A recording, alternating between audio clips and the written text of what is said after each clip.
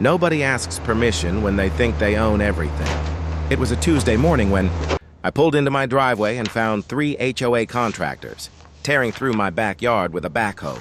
No notice, no permit posted, no knock on my door, just orange cones, diesel exhaust, and a 6-foot trench cutting straight through the garden. My mother planted before she passed. Her rose bushes, gone. I walked over and asked what was happening. The foreman shrugged and handed me a single sheet of paper, an HOA work order signed by President Diane Holloway, citing community drainage easement rights. I asked where the easement was documented. He shrugged again. Apparently, Diane had told them to just go ahead. I called Diane. She answered on the first ring, which told me she was expecting my call and enjoying it. She explained that the HOA had always had rights to run infrastructure through private lots for community benefit. She used the word always 3 times in 90 seconds. Then she said, and I will never forget this, "What are you going to do about it, file a complaint?" She laughed. Actual laughter. I said nothing. I hung up. I drove to the county records office. I want to be clear. I am not a lawyer.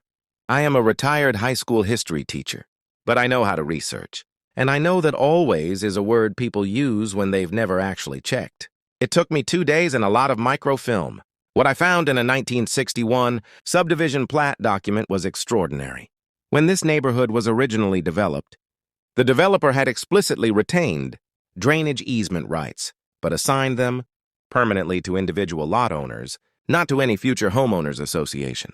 The HOA, incorporated in 1987, had simply assumed those rights transferred to them. Nobody had ever questioned it.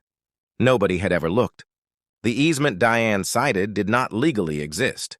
I brought the document to a real estate attorney, who spent 45 minutes reading it and then looked up at me and said, "Oh, they are in serious trouble." The lawsuit wasn't complicated.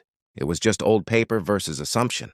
The HOA had trespassed, destroyed private property, and operated under a fabricated legal authority for decades. 31 homeowners, once they understood what Diane had been enforcing all these years, joined the case. The HOA dissolved before trial. Diane resigned via email. No explanation. No apology. I had my backyard restored at the HOA's remaining expense. I planted new roses, same variety my mother loved. They bloomed the following May. Some fights aren't about anger.